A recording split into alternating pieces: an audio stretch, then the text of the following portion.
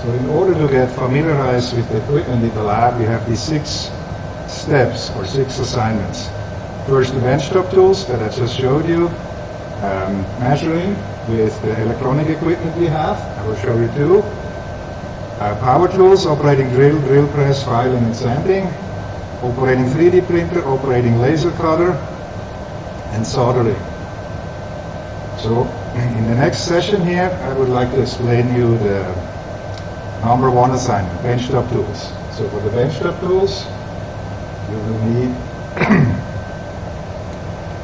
the measuring tape, the ruler, and the caliper. So let's take the calipers out. Okay. Let's see what is our assignment. Measure the length of your table. The only tool you can use for this that is long enough is your tape measure. I would say that's pretty straightforward. I can also guarantee that the length of the table is something standard. The full number, you need to record that number, put in a piece of paper or in any document, and you can upload this later time. The next assignment here is measure the width, height of the Raspberry Pi, the diameters and location of the holes in the Raspberry Pi. There are design drawings. We can later verify that your measurement has been correct. So let me grab a Raspberry Pi so we can do this. So we have here our Raspberry Pi. Right, you can try to use the ruler, but I think in this case here it's really better to use the calipers.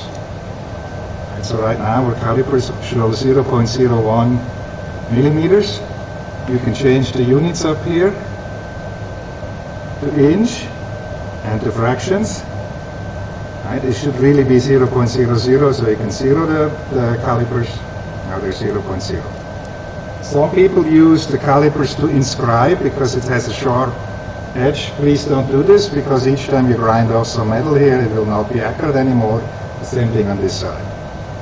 Right? So if you want to know the width of your board, you put this in here, and you can measure the width of your board. I measure here 5.593. Yours is probably going to be different. Right? So if you wiggle a little, you can see this is maybe not precise to 1/100th of a millimeter. Then the length here of the board, right? It's the same thing here. It's about 85 long, and I believe it's 56. Let me take a look. About 56 wide. Okay. The diameter of these holes, you would have to use this piece here.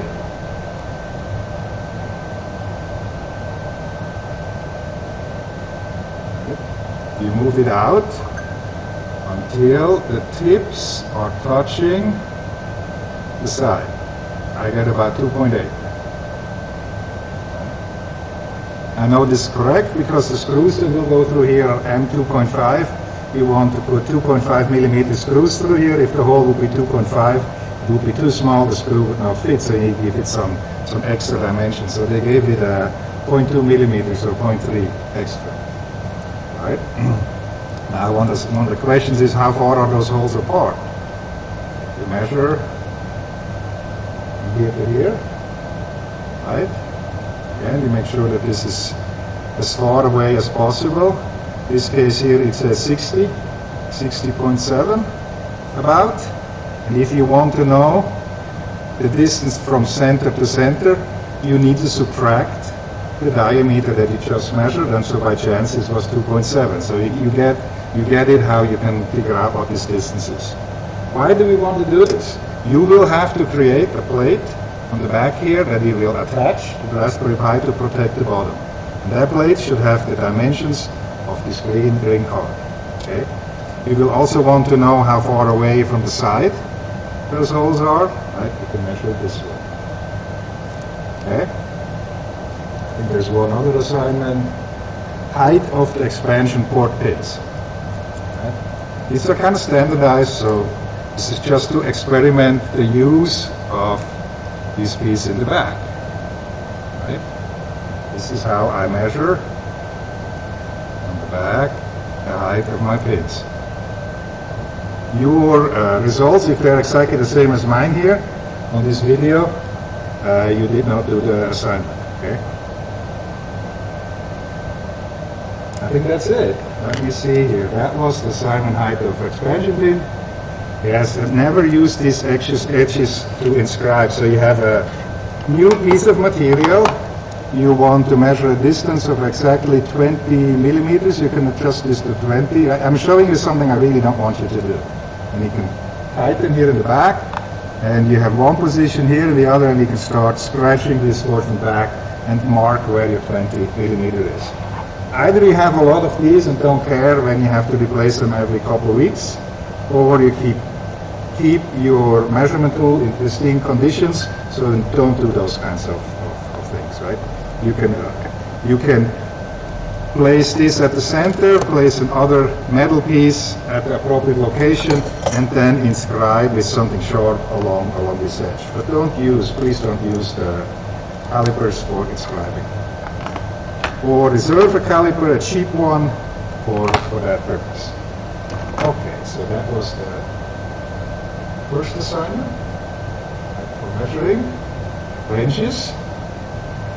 Oh, actually I wanted to measure on the wrenches, because you need to be able to sort them out if they're being put together the wrong way, meaning the metric are mixed together with the fractionals.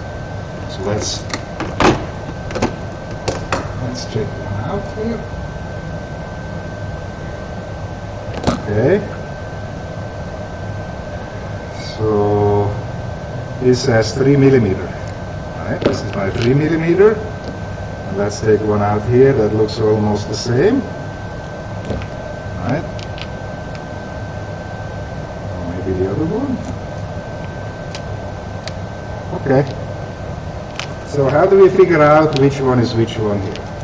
So you turn on your calipers, make sure it's 0, and we measure the hexagon side to side. This is 2.93, 3.15, 2.7. So this one is definitely not 3. So from these two now we need to figure out which is the fractional. So we move the caliper here to fractional. And this says 1/8. And if we look here, this is the 1/8 that we took out. Okay. So the first one I had,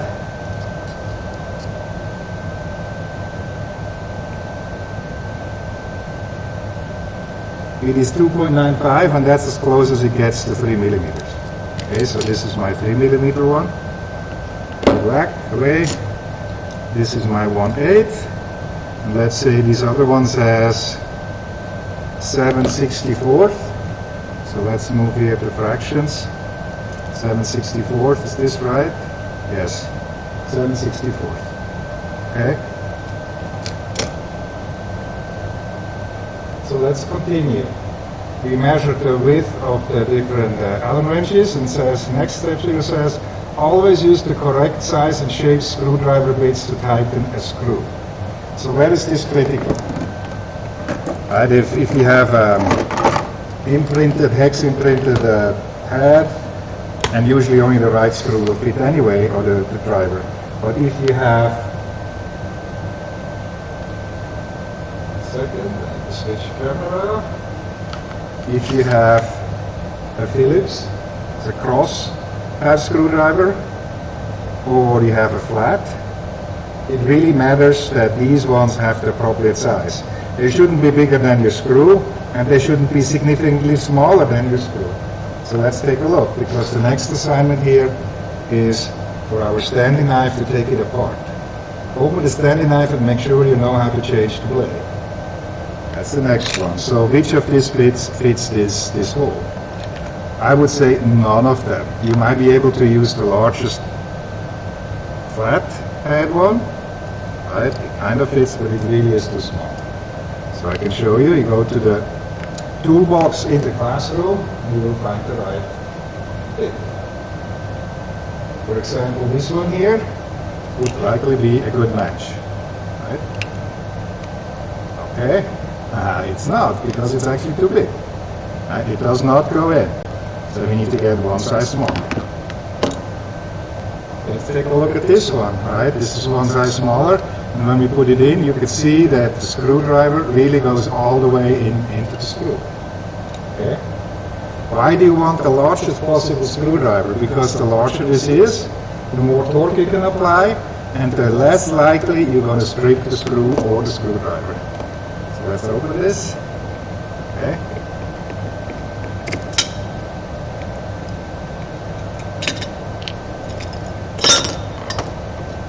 Okay. This is your blade. Remember where the notch here is? This thing really is being scratched up on one side, so we can try to take this apart. You really can cut your finger here. So let me not do this under the camera so I can pay full attention when I do it. So the way to do this, take this safely apart, is trying to lift it at the tip here. If it doesn't lift nicely, you can try to hold it with pliers. You see it just came out, okay? Was in this way, with the notch here. Now we can turn this around. And we can use the other side, which is still sharp. Put this back together. Okay. There's some reserve plates here in the back. I will put this together not assembled properly. Well, let's just put it together this way, because you will need to take it apart anyway, and then show us how you replace the blade. Okay, here, put the screw back in, tighten it.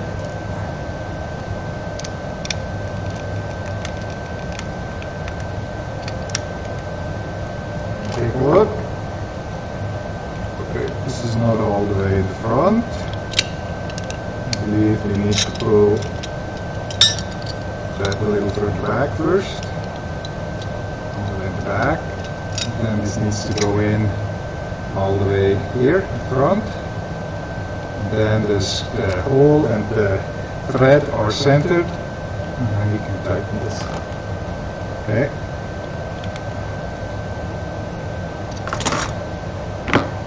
Okay. Stripping wires. Right, you get some wire, like I did.